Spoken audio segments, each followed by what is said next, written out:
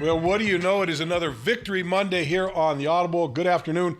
I'm Kim Bokamper, and this is Troy Drayton, former tight end for the Miami Dolphins. You're watching the Audible. If you're watching on Periscope, you can send questions in. We'll answer them as we go through the program today. Just hashtag the Audible on Twitter.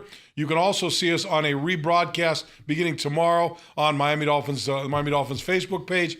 And you can see us on MiamiDolphins.com. That's how you see us. But to get your questions in, just hashtag the Audible through Twitter. We'll get to as many questions as possible. And Troy, right now, you look at this football team, and man, you can almost put your fingers on that playoff spot and just grab it right now. Denver did the Dolphins a big favor yesterday by losing to the New England Patriots.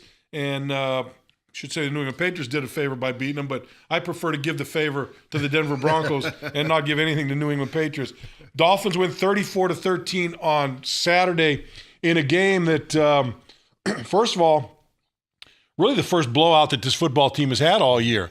They win 9 games, and it seems like every single game has come down to the last minute. I think that when it was 27-10, I believe, I still think I'm right, I think that was the largest margin that the Dolphins had over anybody all season long when they led the Jets 27-10. No, absolutely. I mean, when you think about this Miami Dolphin football team, you think about this team actually starting to peak. And when I say peak, I mean this team is really starting to get to where they're very comfortable with their offense, they're very comfortable with their defense. But more importantly, you know, this football team is getting better every single game, and the special teams are also stepping up. So I think this is the right time for this team to peak. I think Coach Gase has this team on all cylinders. He has this team under his thumb, but more importantly, he is putting his imprint on this football team. Yeah, and I think this football team, with him steering them, really believes in what they're doing. They believe in themselves. They believe, when they walk on the field, that they're going to win a football game. And we haven't seen that around here in a long time. So it certainly is good to see. And it can be here with 2 games left and have a legitimate shot at getting the playoffs. I think it's something the fans out there have been waiting for a long, long time. And I'm happy for all the fans out there. I'm happy for the organization. I'm happy for Coach Gase.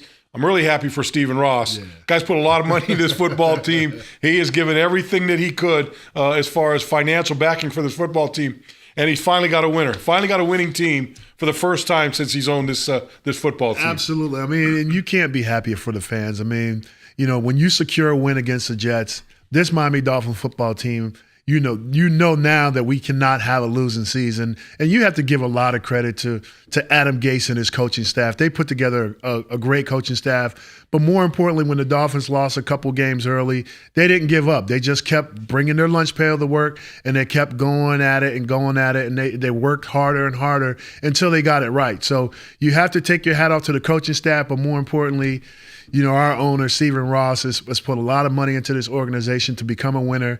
And finally, you can say we're not having a losing season. So it's been a great time for this organization. It's been a great time for the fans and the coaching staff and the players. I mean, you know, there's a lot of guys on this football team who've never tasted the playoffs, and this may perhaps be their first time to taste the playoffs. So I'm happy for everybody, and it's a great time to be a Miami Dolphin, but more importantly, be a Miami Dolphin fan. Yeah, no doubt. And a lot of good stuff. We're going to get to some of these things as we go on through the program today, Troy. A little later, I'm going to talk to you about our tight ends. You play tight end for this football team and for the Rams. Deion Sims, Marquise Gray, really doing some good things for this football team. You know, Jarvis Landry and Kenny Stills and Devontae Parker. They get all the headlines. But boy, I tell you, these guys, these tight ends that we got have been doing a good job, both from a standpoint of blocking as well as catching the football and really making a difference on this football team. Let's get to some of the questions here.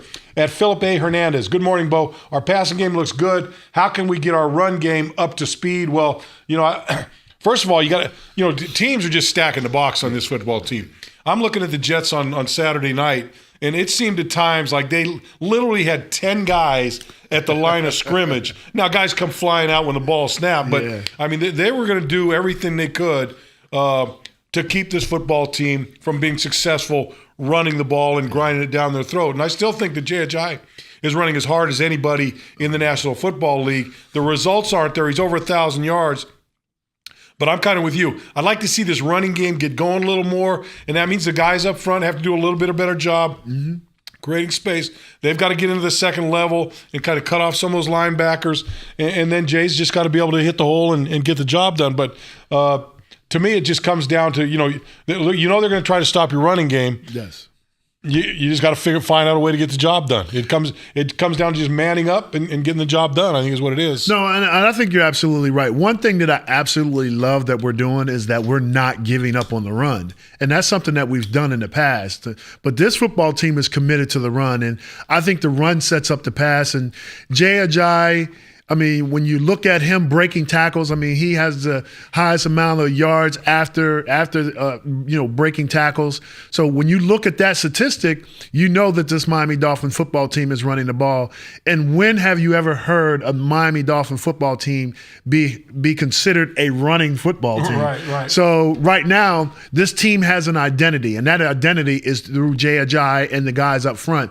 And they're pushing guys around. It is tough to run when you have 7 and 8 men in a box, but ultimately Adam Gase and Jay Ajayi and the guys up front are all committed to running the football, and we're doing a great job at it. It's just really tough right now, but as long as Jay keeps smashing them in there, guys are going to get tired of tackling that little sludge hammer. Yep. They're going to get tired of tackling the train, and when they start getting tired of tackling the train, he's going to run through those arm tackles, and he's going to start breaking some big ones. Some of the biggest runs he's had this season have come in the second half of football games because they continue to stay with it and you pound them, and I think that's one thing that they're definitely committed to. Donder59. First of all, you're watching the Audible here. If you're watching on Periscope. You can send your questions in via Twitter. Just hashtag the Audible. You can also see us on a delayed broadcast on the Miami Dolphins Facebook page as well as MiamiDolphins.com. At Donder59, Big Troy, who's the best tight end in football today?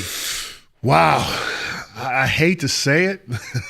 But Rob Gronkowski is the best tight end in football today. I mean, his body of work speaks for itself. And when you have one of the greatest quarterbacks that's ever played the game in Tom Brady, and that combination, you can't get any better than Rob Gronkowski. Yeah, I'm with you. When that guy's in there, he's like a man among boys. And you watch him, and I've seen 2 or 3 guys draped on him. He still catches the ball, still moves down the field, and huge target. And for a guy as big and strong as he is, he's faster than you think. In his hands, he's got great hands catching the football. Oh, no, he catches the ball in traffic. He blocks at the line of scrimmage. I mean, he's a big target in the red zone, and he's Tom Brady's favorite receiver. Yeah. So that's what makes him the greatest tight end right now. And Odyssey Artist Bo, how do the Pats have the East title when they have a division loss and 2 more East games left? Well, their overall record, I think they're 12-2 right now. Yeah. The worst they can be is 12-4. And the Dolphins aren't going to get to 12 wins. No. So, I mean, that's just the way it is. I mean, they've got the best record, and that's the way it goes. So they once again are the division champs. But our boys right here in the Aqua Orange, they're creeping up on them. Yeah. Creeping up on them, Troy. I think we're getting ready to compete with them in a pretty big basis. At Eric Ofong, how important was Deion Sims' play yesterday? I'm assuming he's talking about the touchdown early on where Matt Moore rolled out a little bit. I think Matt had a little inclination of running. Yeah. Then that guy kind of jumped out in front and said, no. But Deion did a good job keeping his knee in. They challenged the call of the touchdown. His knee was definitely in, so he's in for the touchdown. It put the Dolphins in a good position there. I think that was a big play. I think it was a big play for the Dolphins because they needed to get on the board. Yeah. They needed to answer the Jets in some way, and they were able to do that with Deion Sims. Absolutely. I think Deion Sims is playing some of his best football. Yeah. I mean, when you look at his body of work, him coming back from a concussion, he missed like 4 games this year. But this is what I envision out of Deion Sims. He's a guy that's going to block at the point of attack. He's a guy that's sneaky down the middle of the field. But more importantly, he's making his biggest impact in the red zone. And you've seen his athletic ability. You've seen the fact that he was able to catch the football and get his knee and a toe down inside. But more importantly, he's getting open. He's sliding into open spots. And I think that's what we needed from the tight end spot. We already know what Jarvis Landry can do. We already know what Kenny Stills can do. We already know what everybody can do. But right now, what the X factor right now is Deion Sims. He's a guy that people are going to have to keep their eye on. Otherwise, he's going to be that guy who's going to end up like he did last week with 2 receiving touchdowns. And you're saying, wow, where did this guy come from? Well, we know what Deion Sims can do, but I think the country doesn't know. So I think Deion Sims, again, is what we envision in the role of tight end. He's a guy that can do it all, and hopefully is going to be a guy that's going to be here for a long time. You look at the tight end position yesterday, you got 4 catches from Deion Sims, Yes. 2 touchdowns, another 3 catches from Marquise Gray. So Marquise Gray, a guy who wasn't even on the roster early in the season, has really come up and become a big factor in this Dolphins passing game. And it just kind of follows the pattern of this football team where you've had guys go down with injuries and backups come up, and the backup comes in and you go, oh my gosh, man, we're going to be in trouble. But all of a sudden the guy steps up and plays good football for you. And you can go after linebackers. You can talk about Paysinger. You can talk about Hewitt. You can talk about Hall. You can talk about Tony Lippett. You can talk about Keith Urbick. You can talk about Anthony Steen. You can go on and on and on. Paysinger, all these guys. You can go on and on and on with guys that have stepped up in a backup role and have raised their level of play. And to me, a lot of that to me points a lot to this coaching staff and their ability to coach guys up to get them to be better players. There are a lot of guys in this team right now, Troy, that are better players now than when this coaching staff stepped in. Absolutely. I think you have to give a lot of credit to what they call player development. Yeah. And that player development starts with your assistant coaches. They looked at their talent, they seen their weaknesses, and they brought together they're starting to strengthen their weaknesses and they're strengthening their strengths. Yeah. So to me, you have to give all the credit. All the credit goes to the Miami Dolphin assistant coaches because these guys brought these guys along. But more importantly, these guys are ready to step up and play. So you have to give them that credit because they're preparing these guys, even though they're backups, they're preparing as if they're starters. And once these guys get a chance and an opportunity to get into the game, these guys are seizing that moment and they're contributing in a big way to this Miami Dolphin football team. So you got to give all the credit in the world to this coaching staff. You have to give all the credit in the world to Coach Gates. They're doing a wonderful job all around. Absolutely, and it really bodes well for what we see down the road. At Egyptian King 00. I don't know if he's a double knot. Is this Egyptian King not or Egyptian King 00? I prefer to call him a double knot. Not Egyptian King. Do we have a possibility of beating the Patriots in the last game? Absolutely, you got a possibility. Look, before you kick off the football, you got a possibility of beating everybody. You just got to go out and do it. But if you look at New England right now, they've clinched a home field advantage for the first round of the playoffs. I believe they win another game, they'll clinch the playoff. They'll clinch home field throughout. And look, they very well may come down to South Florida on that Sunday afternoon with nothing to play for, and then you find out what goes on from there. And I'm not saying they have to come out and play like doesn't matter for the Dolphins to win. I think the Dolphins can beat that football team. Look, they dug themselves a big hole up in New England in week 2 and got right back into the game in the second half and almost had a chance to tie that thing or take the lead. So, yeah, I think they can beat that football team. I think, and more importantly, though, I think the Dolphins believe they can beat the New England Patriots down here. And that probably is the biggest thing that needs to happen. I think this football team in week 2 is a totally different football team. And the confidence or lack of confidence that this team had in week 2 opposed to now is 2 totally different things. So I put my money on the Miami Dolphins because right now this team is playing with confidence and they're a totally different team than they were in week 2. Yeah, big thing is, in their mantra right now, forget about the New England game. They need to go up to Buffalo and beat the Buffalo Bills up there. It's a game up next. And they're concentrating on that football game, which I like when they do that. All right, let me see who we got coming up here. At RF Marino, I think he may be hitting the Budweisers early or something, RF Marino, when I read this one. Troy looks like he'd still play at least one drive. One drive, Troy. One drive on the goal line. You could go one drive. It starts at their 1 yard line. Maybe back How many play drives do you think you could withstand? How many plays do you think you could go?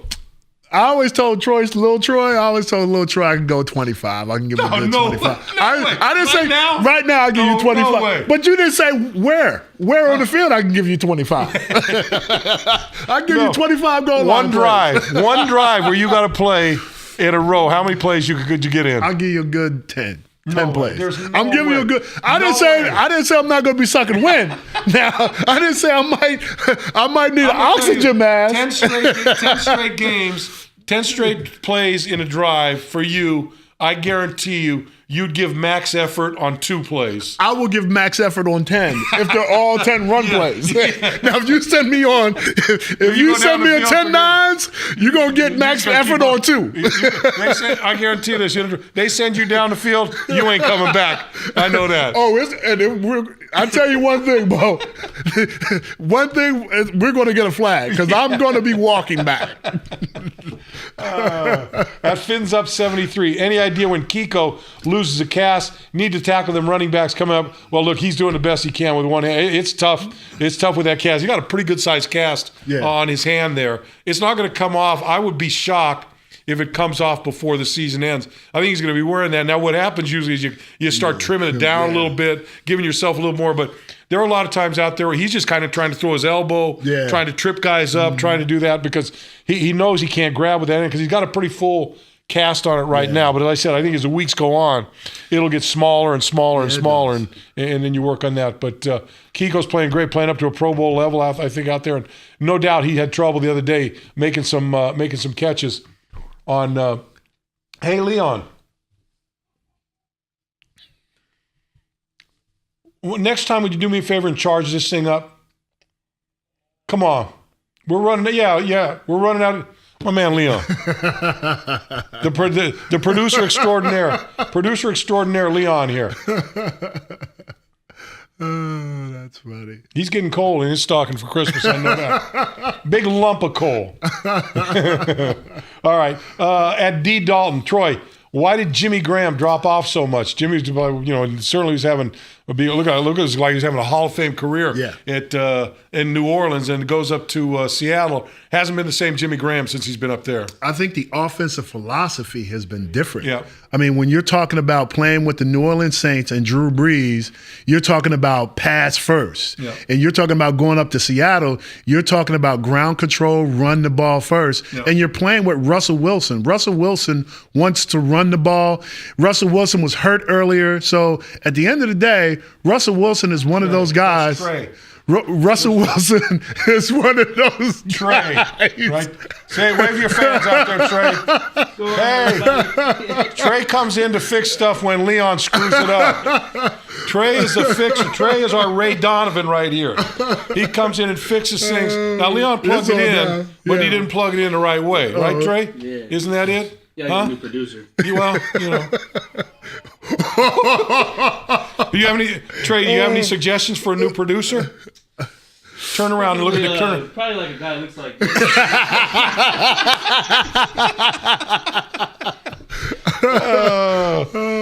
never a dull moment. Just screen brightness, more power options, 5% remaining.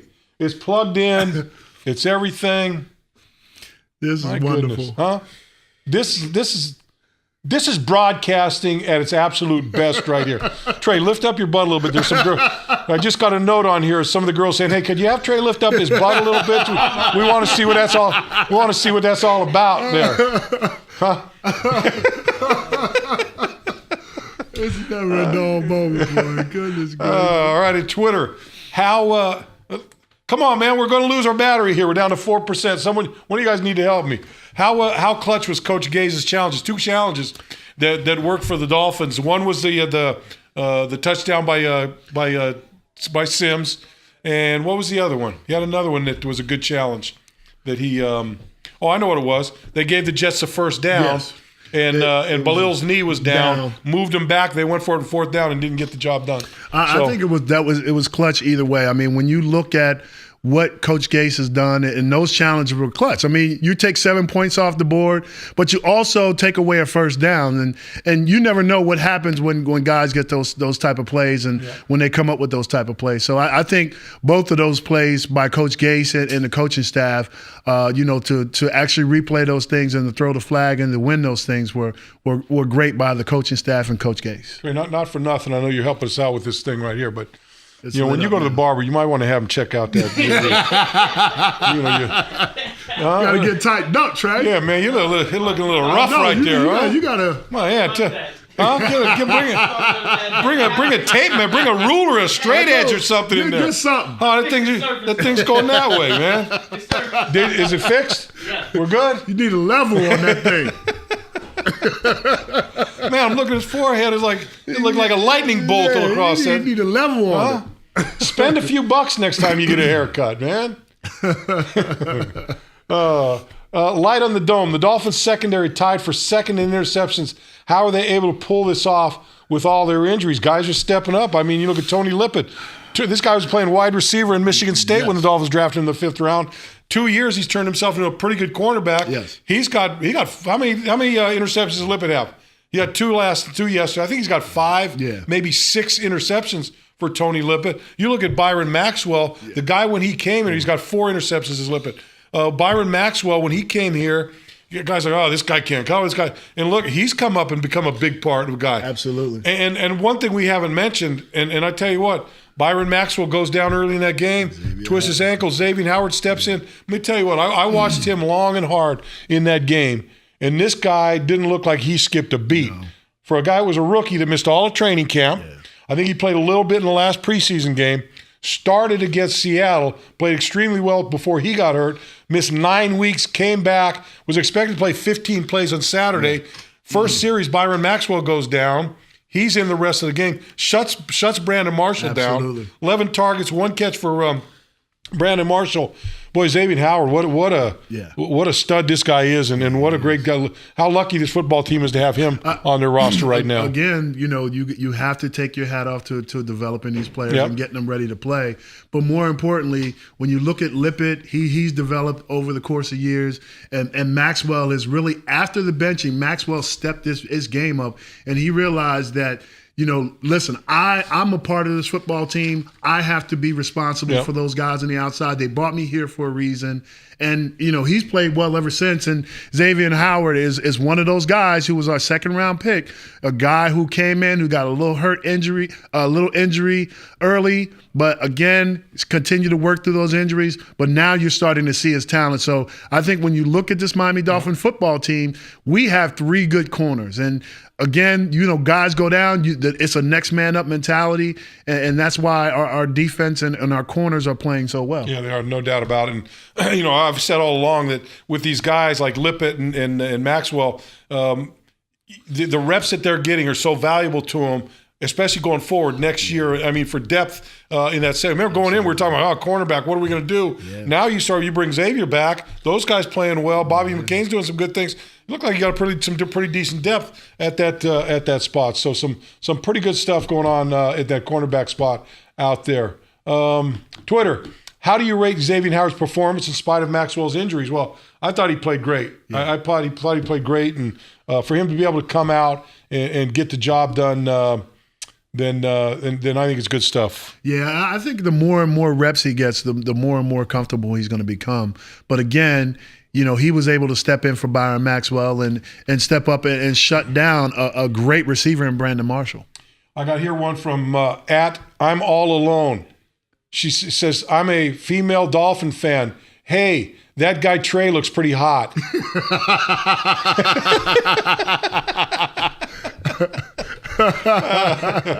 At Boxing Champ 16, I hope Vance Joseph doesn't leave for a head coaching job. I think Vance is going to be a head coach at some point down the road here. I'm kind of with Boxing Champ here. I hope that he stays. Yeah. I hope that he stays for look. The longer we keep him, the better. You know what's nice? I think they've got a nice synergy on this football team. Coach Adam Gase, he's the head coach. He's in charge of everything. He's the play caller. He's the quasi-offensive coordinator along with Clyde Christensen on this football team. he takes care of that. He gives the defense to Vance Joseph, says, you do your thing, you take care of it. They believe in each other, and I think you really see the effects of it out there. They have a mutual respect for each other.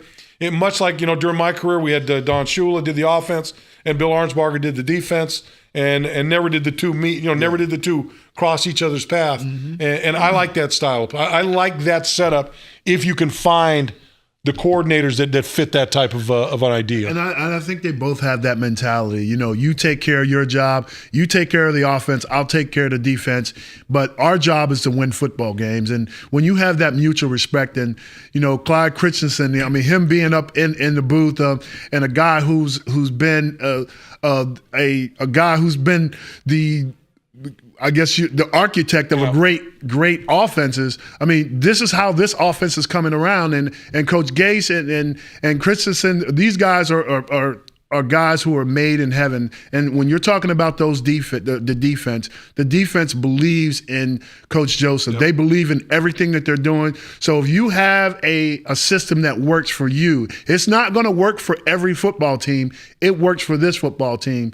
So if it works for this football team, we're all happy. And again, you look at our record, and you can see that the system works because Coach Gase not only trusts his offense coordinator, he trusts himself, but he trusts his defensive coordinator. And he's saying, I'm going to stay out of your way, you stay out of our way, and our job is to win football games. Trust he's going to get the job done, no doubt. At Superfins 23-35, can we lose one game and still get in the playoffs? Yes, but for every game the Dolphins lose, Denver needs to lose a game behind them. Yes. Denver needs to lose too. So in other words, if the Dolphins were to beat Buffalo, lose to New England, and Denver wins out, then I think the Dolphins are in trouble.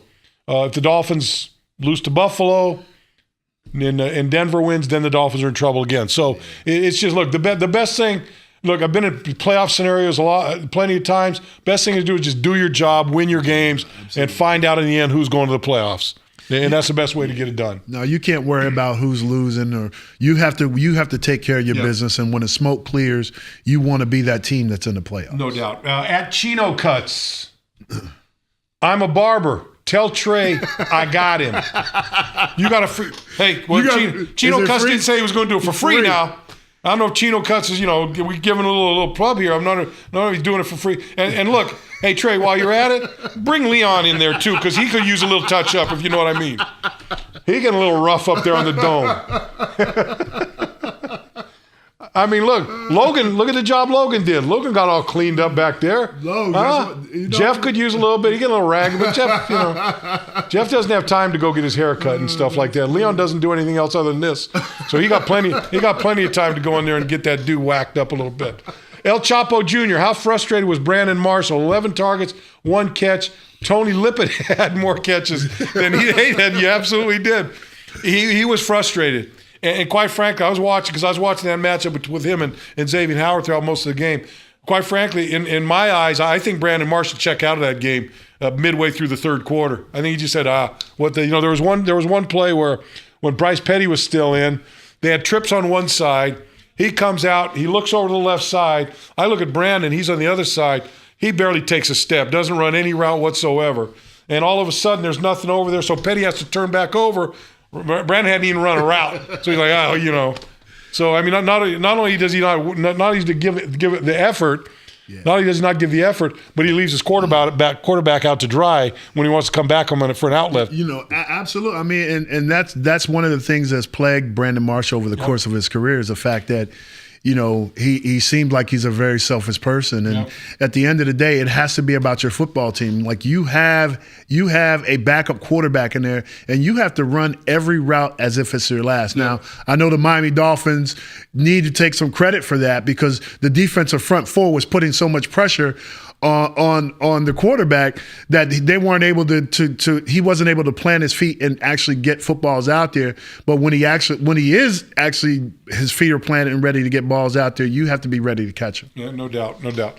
Hey, you're watching the Audible here. You can check us out on Periscope. You can send in questions via hashtag the Audible. You can see us on the Miami Dolphins Facebook page on a rebroadcast beginning tomorrow and on MiamiDolphins.com. At Pretty Fly Guy, Bo, do you think we can beat Buffalo in Buffalo? Honestly, I do.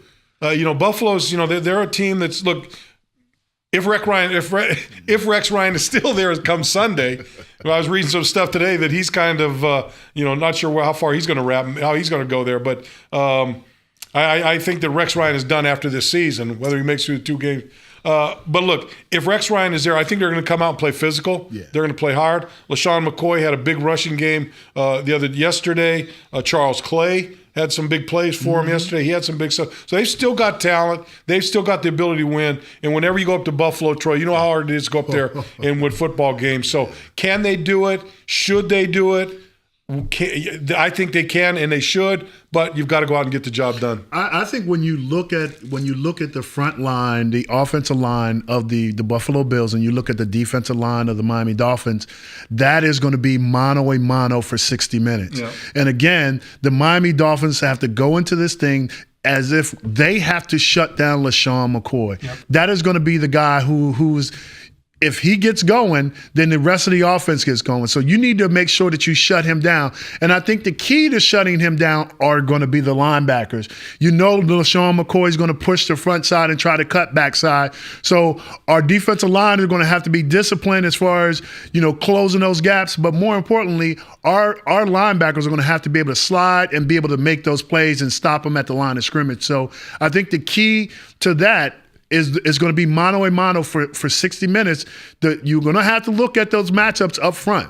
And again, whoever wins those matchups up front are going to be able to win the football game. But the Miami Dolphins always have a chance to win the football game. Yes, it's tough to go on the road and play in Buffalo, but this is what playoff football is all about. If you're going to be a team that's going to go into the playoffs, the chances are the Miami Dolphins are going to have to go into the road. This is going to be a playoff atmosphere when you play the Buffalo Bills up in Buffalo. So this is another test for this team to go up on the road, play in a hostile environment, but more importantly, playing 60 minutes of football is something that the Miami Dolphins have been doing all season, and I don't expect anything less when they go up to Buffalo to meet the Buffalo Bills. All right, we're going to wrap this thing up with not a question, but from at Lori Posner.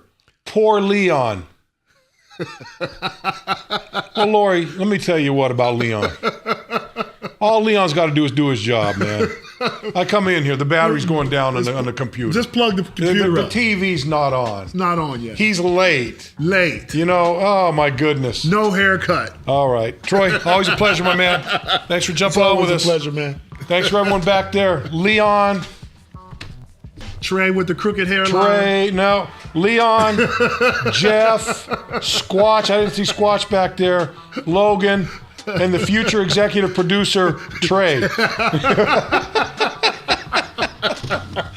That's going to do it for the Audible today. You can join us again on Wednesday.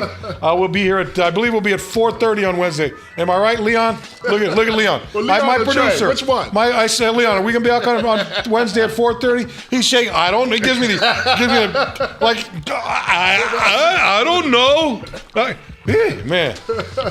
We'll see you next time. Leon or no Leon. We're done.